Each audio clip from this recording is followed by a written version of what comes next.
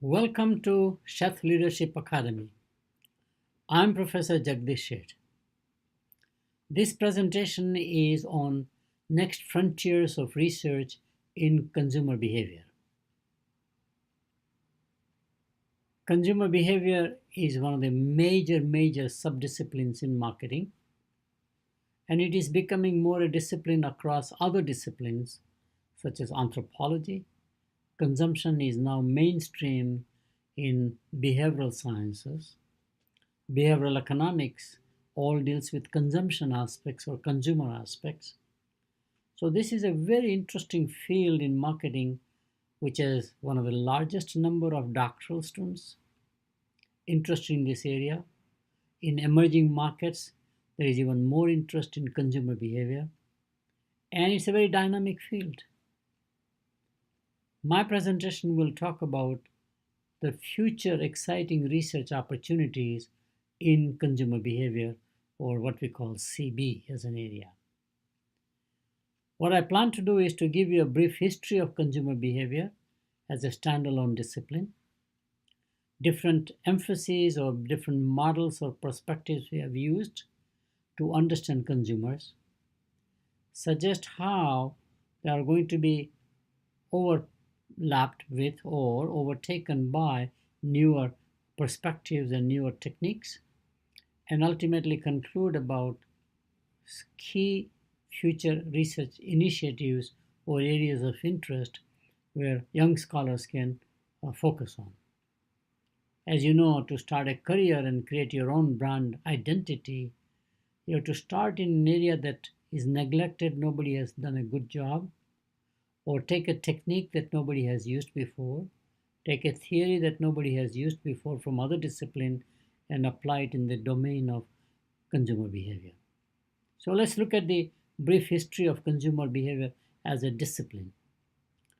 Consumer research is at least 150 years old. I'm talking about formal research where we do it in a scientific way.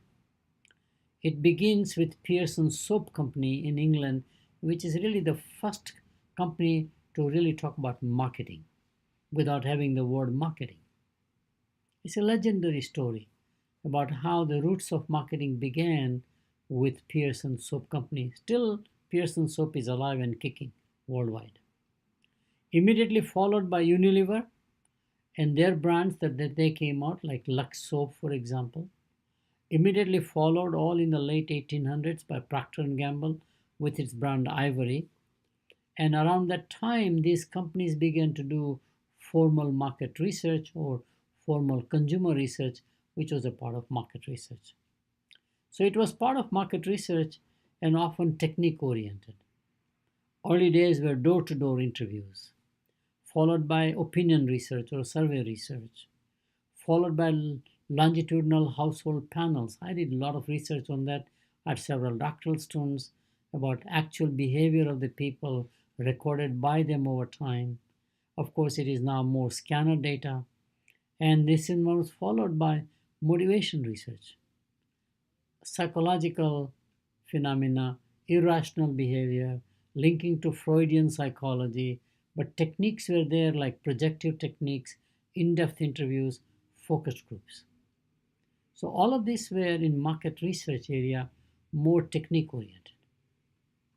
Consumer behavior as a discipline began to emerge only in the 60s with the addition of a standalone separate course at the MBA and the undergraduate level in the marketing departments called consumer behavior, followed by standalone texts in consumer behavior.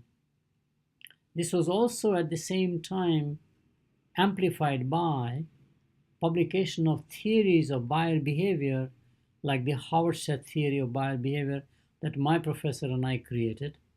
And there were counterpart theories by Engel, Blackwell, and Collett, for example, Franco Nicosia, Alan Andreasen. There were pretty much comprehensive views about why consumers buy the way they do. Focus was on buyer behavior at that time, but it led to a standalone discipline. And it emerged as a separate discipline when several doctoral programs offered specialization, marketing doctoral programs, offer specialization in consumer behavior. It became truly institutionalized with the formation of Association of Consumer Research in 1970. I'm one of the co-founders, for example, and the publication of multidisciplinary journal called the Journal of Consumer Research, JCR as we call it, in 1974. So when you have a separate membership organization, separate textbooks, separate academic journal, it by definition or de facto becomes a standalone discipline. So it began to separate out from market research into a standalone discipline. Ever since that time, in the 70s, consumer behavior as a discipline diverged from managerial marketing and from market research functions. What consumer behavior has done over time is to borrow many frameworks from behavioral sciences, mostly social psychology. The first one, and almost a decade of research was done, was to use attitude behavior modeling. Can attitudes predict behavior? Or reverse, can behavior change your attitude? Either way, it's a recursive model, it's interdependence. You have to establish cause and effect by some control mechanisms or time series because one impacts the other. The most popular models were what is known as the Fishbein model, a psychologist who came out with a very simple but powerful theory that our personal beliefs about a object and the normative beliefs by friends, family, society about that object determines my intention to buy, which is a great predictor to actual behavior. Hundreds of papers were done in the consumer behavior area following what is known as the Fishbein model. George Katona was another major influential factor because he promoted in the 50s even what he called the economic man rational purchase as opposed to psychological man, and he came out with a theory of psychology of buying which became pioneering literature mostly in sociology and in economics. George Katona was nominated for the Nobel Prize for his theories on inflation, his theories on economic recessions.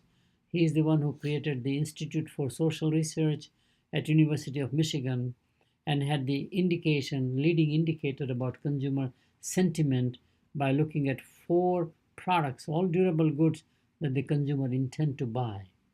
And that became a leading indicator for economic boom or economic recession. Even today, it's very popular. The third person we need to acknowledge is Ward Edwards. He was the first one to come out with a theory of not only expected utility, but subjective expected utility.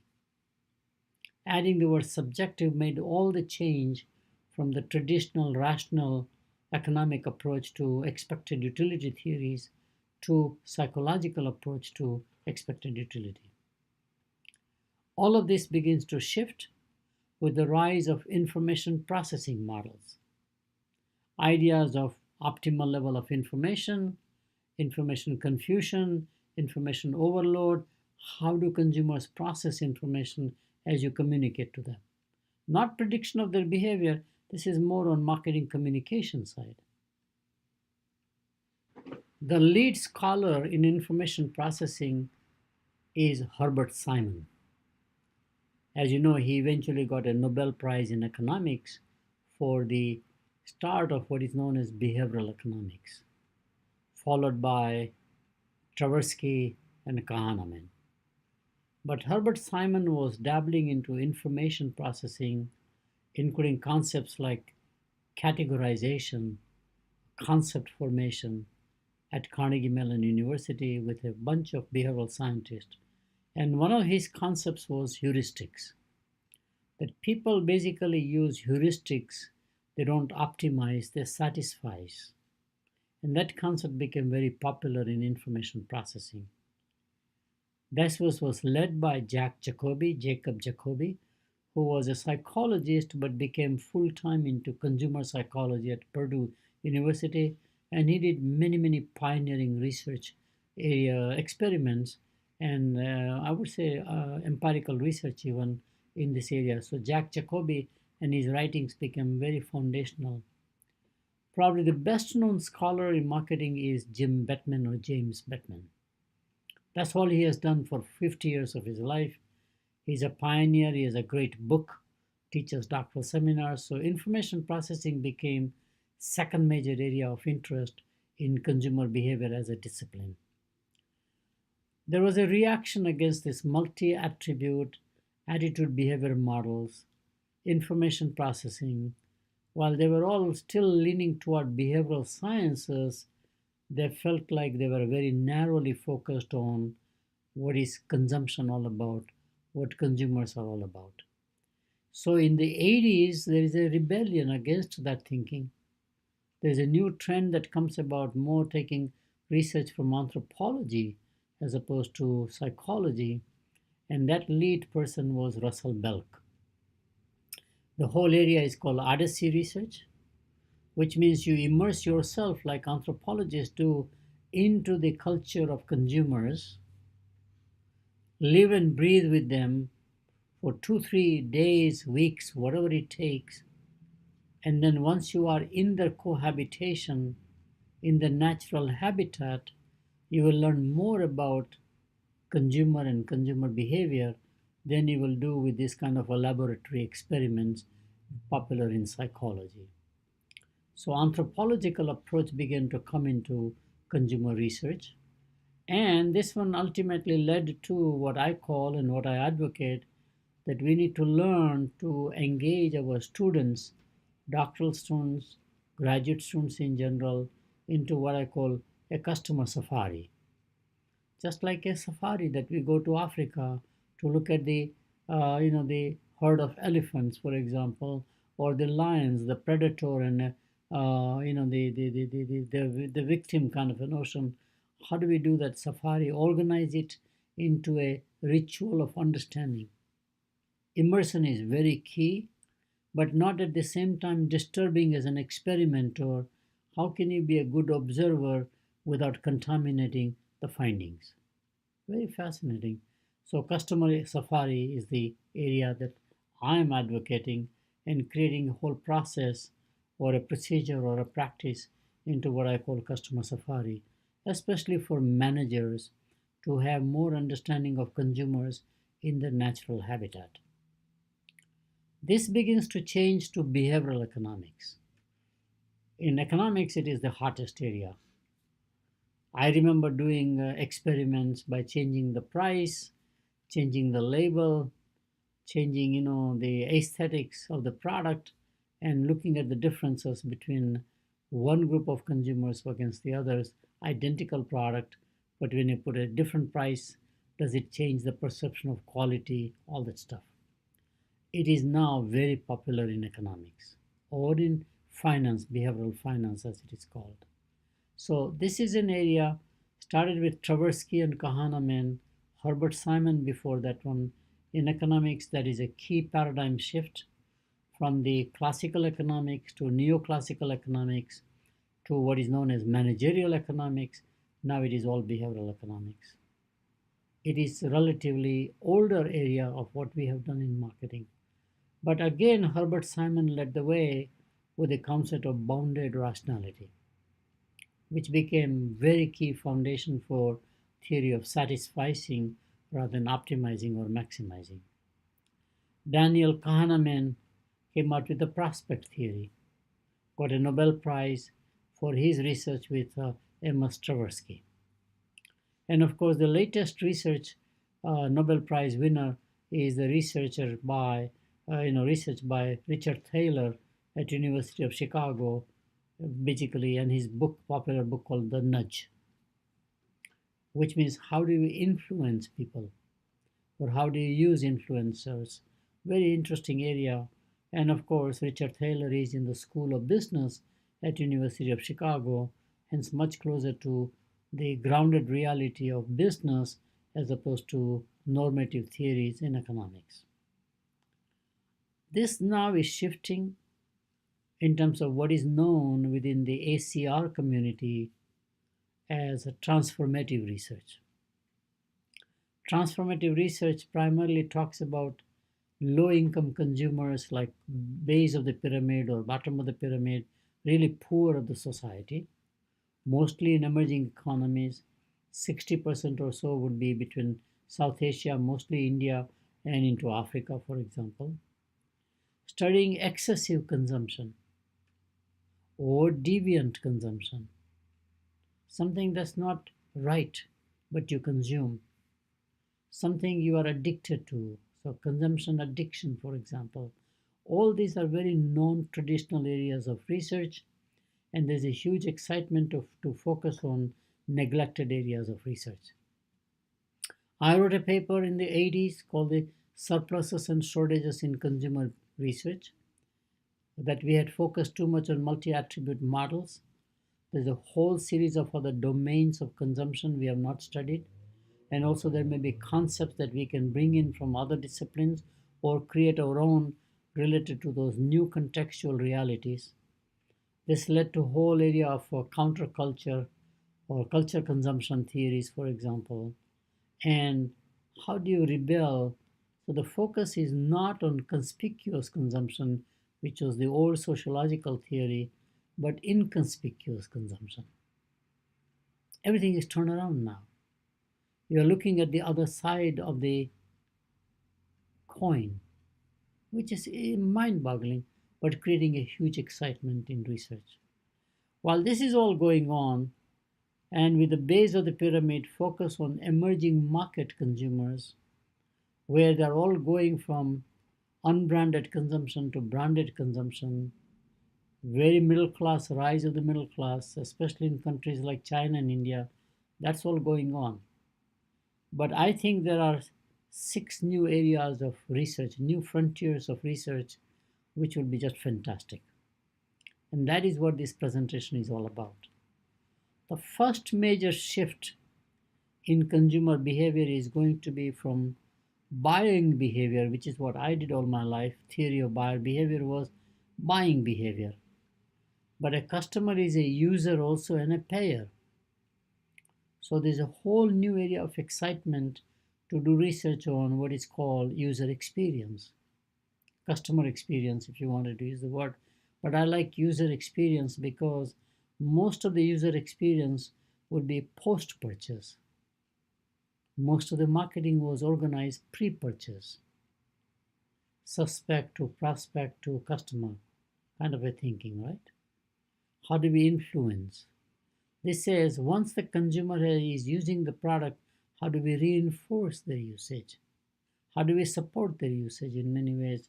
So, post selling activities or CRM, customer relationship management, whatever you call them, are very interesting areas.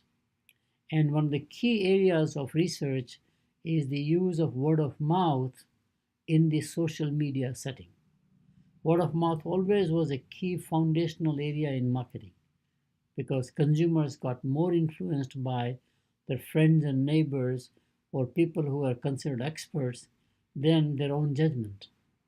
How can we use same word of mouth phenomenon in a social media setting? Focusing on user, because users now give their comments. They may be on websites like Yelp, or any of the companies like hospitality industry will have their own user experiences. Any of the professional services people like plumbing electrician will have many of the comments made by people who have already experienced the service or the product. That is a whole new ball game than what we have studied in buying behavior. Second area, and I've written a paper in this area recently, I feel very strongly about that one, which is called mindful consumption.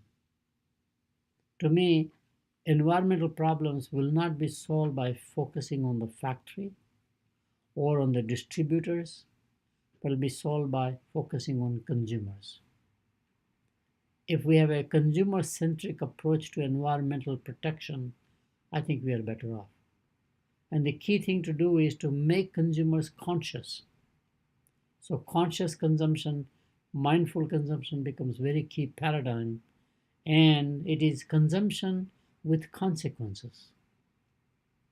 Consumers often don't know consequences of their own consumption because consequences can maybe long term, may be intangible, it may be not only self-preservation, you are not doing a good job, but the preservation of the community and the planet, for example. So protecting yourself from consumption. How do you do that? Very different things. It's not a marketing perspective where you want to sell more. Here you want to actually sell the idea, consume less. It's counter thing to what we do in marketing. So it begins to have an independence of its own about mindful consumption. And obviously underlying theory is that caring for self is important. Caring for the community is important, and caring for the planet. And therefore, how can we influence the consumer to do mindful consumption? This is a part of what is emerging as a discipline called societal marketing or marketing for a better world, whatever, however you want to use it. But that's a marketer perspective. This is a consumer perspective primarily as to where the consumers would, through consciousness, actually begin to contribute toward meaning in the purpose of consumption and toward protecting the environment and the community. So we do have the old concepts of recycle, reuse, reduce, 3 Rs. Those are now stakes on the table, or table stakes. That's given. How can we go beyond that one would be the key area of research. One of the concepts that's emerging is that why should I own anything? The more I own, the more I give private consumption, and that may be amplifying the impact on a global level.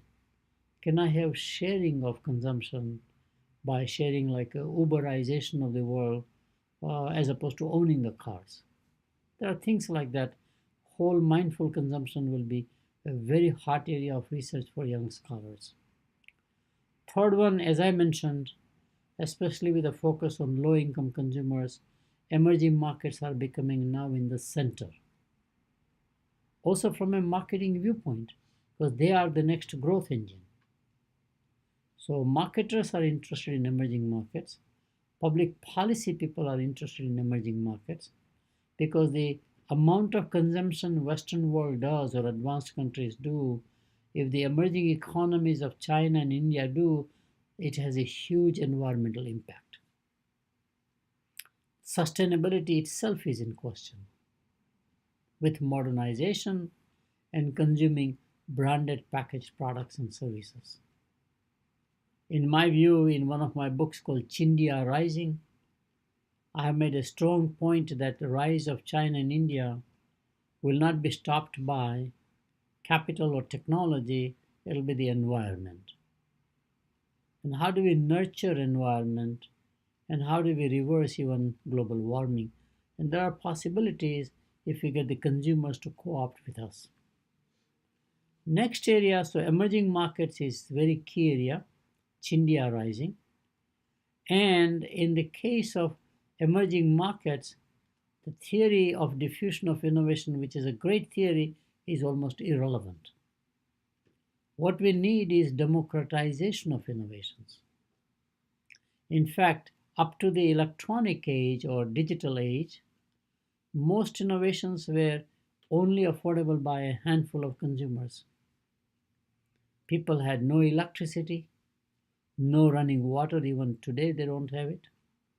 Many of the things we take it for granted are just not there in the rural emerging markets, whereas digital technology is everywhere. Cell phones, smartphones, broadband network, internet access, social media, no matter how we look at it. So the difference between the urban and the rural, literate and non-literate is basically going away. Very interestingly, in this area, we need to create a theory of democratization of innovation, not diffusion of innovation. How can we make consumption universal, but with conscious understanding of the consequences on the environment and on the community? Next area I think equally fascinating is the impact of climate on consumption and cultures. I got very fascinated myself on why cultures vary in terms of their food habits, shelter habits, clothing habits, why some cultures are more time punctual, other cultures are not so time conscious, why some cultures want to avoid uncertainty, other cultures tolerate ambiguity and uncertainty, they live with it. I was surprised. There are no theories or explanations of cultures. What we have is classifications or attributes of cultures in anthropology. It's very descriptive. And most of our research in cross cultural research is east west because of the colonial expansion, especially by the British Empire. So you had people like Rudyard Kipling talking about East is East, West is West, the twain shall never meet. By the way, he is dead or wrong. He is not only dead, but he is wrong. Today, Asian kids are just like their cousins in Western countries. And now, for the first time, you see the reverse influence where emerging economies like China and India are leading and influencing advanced economies in spiritualism, in food. Fusion is a new buzzword, for example, all the stuff. But this particular differences in food, shelter, and clothing, I suddenly realized is more north-south axis. And it is anchored to the gene migration theory primarily. Therefore, as the genes migrated north above the moderate climates into Arctic climate, like in Scandinavia, for example, above the Alps, they have to survive, and the survival comes from not vegetation because there is no vegetation. So you depend heavily on animal based protein, calorie, and fat in the food area. You have no spices. So salt and pepper are the only spices in Northern European culture. I analyzed the cheese. Northern Europeans have a cheese, saturated fat from dairy products, 40% fat content. As you come to the Mediterranean countries, cheese from Italy and Greece would be mozzarella, parmesan, feta, 2.5% saturated fat, still comes from the animal milk. And now, if you go further south toward the equator, the concept of cheese drops from all cultures. Body does need saturated fat, but it comes from olive oil, coconut oil, palm oil, and in Mexico, avocado. It explains beautifully the north-south differences in consumption. Food tends to be more spicy in warmer climates. There's more salt intake in warmer climates. I can explain lots of consumption differences by looking at north-south between the Arctic, temperate, and tropical climates. I found the same thing about clothing. Northern European can rely only on animal, which means leather and wool are very important and popular. But both are harmful materials in tropical countries. You switch over to cotton. Northern Europeans will have 3 layers to insulate themselves. Body contour shows in the process. Warmer climates, 1 layer loose fitting so that you allow hydration, dehydration throughout the whole skin of the body rather than just through kidney function or from the mouth, for example. Interesting. Colors are fantastic. Northern Europeans have no colors. They prefer pastel colors, kind of one that I'm wearing, because they have no vegetation or dyes. Warmer climates are all colorful, from Indian saris to Pacific Islanders to African native dress to Mexican native dress, or Central America, for example. And the reverse happens as you go further toward Antarctic, the reverse is happening. Interesting. It's so obvious. It's like there are so many planets and galaxies out there, but we never knew they existed till somebody discovered them. Then you get an aha moment. I think this area is very large scale opportunity for doing research about why cultures vary in their punctuality or uncertainty avoidance or friendship or whatever the cultural dimensions are. Consumption of free goods is the next big wave. It began primarily with, of course, the digital media, the apps, the social media, which would subscribe you freely, and of course the advertiser pays for that. But this is a much larger domain than digital technology. Parks and recreations, museums and art galleries, very large scale things. We try to dabble into understanding those in the marketing area by focusing on non-profit, but most of the free, we don't have theory of free goods. Economics has no theory of free goods yet. It presumes that price is a market mechanism. So in this case, price is not there, and therefore who governs the market? Very interesting at a macro level. At a micro level, what happens to me when I get a free good, like a free sample? Most consumers, when they get a free sample at home, consume it without worrying about whether it's a safe product or not. People have been given free samples of toothpaste or shampoo. Sampling, as it is called, is very common marketing practice. So we need to understand all that through a whole consumption of free goods and maybe a theory of free goods. Next area, and my favorite, and I think it's just about to start becoming a sort of a tipping point in terms of research, is what I call virtual consumption. There are virtual communities out there like the Second Life or Farmville, and there'll be many more. People are more feeling comfortable in a virtual community than in the real community. People are more engrossed, have a meaning in life in virtual communities. That's a consumption of some sort, but we have not done the scientific research on that consumption. What about digital possessions? While we did collect the baseball cards of players, for example, and similarly in other sports like soccer or football or maybe cricket, whatever they are, the players as icons, and you exchange and trade those. Now people are collecting digital possessions and exchanging them.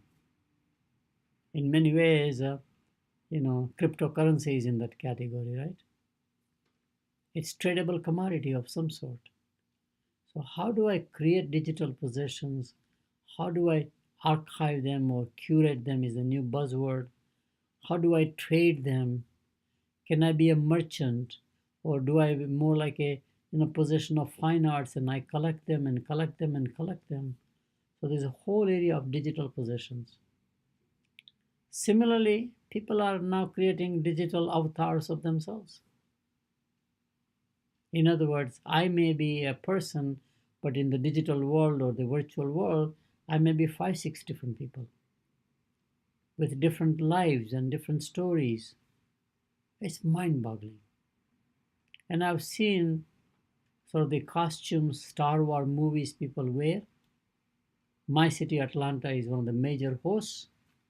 150,000 people will come wearing their costumes, have parades, sharing stories. They're all living in a virtual world, even though it's physical, but they imagine personalities and as consumers very differently than who they are. So when artificial becomes real in consumer behavior, what happens? Do we have theories about virtual consumption? I don't think so. I've not seen any. I know we have papers by myself. Russell Belk has a great paper in JCR, but we still don't have a true research or a theory about virtual consumption. So those are the 6 areas. Let me conclude the following way. Consumer behavior has separated from market research and has now become a standalone discipline. This is due to the development of dedicated courses and textbooks offering consumer behavior specialization in marketing, including doctoral dissertations. Consumer behavior got institutionalized by Association for Consumer Research, ACR, and by the journal JCR. Consumer behavior as a discipline has evolved over time with different models and research methods. and they range from attitude behavior models to information processing to Odyssey research to behavioral economics. As a dynamic discipline, consumer behavior is contextual and therefore will evolve into several new areas of research by definition. And my view is that here are the 6 areas I feel are likely to emerge and would be great opportunities for young scholars to start their own career and identity in those areas. First one is user experience versus buyer behavior, mindful consumption, consumption in emerging economies or consumers in emerging economies, cultural consumption theories, consumption of free goods, and finally virtual consumption. I hope you have enjoyed this presentation. Thank you very much.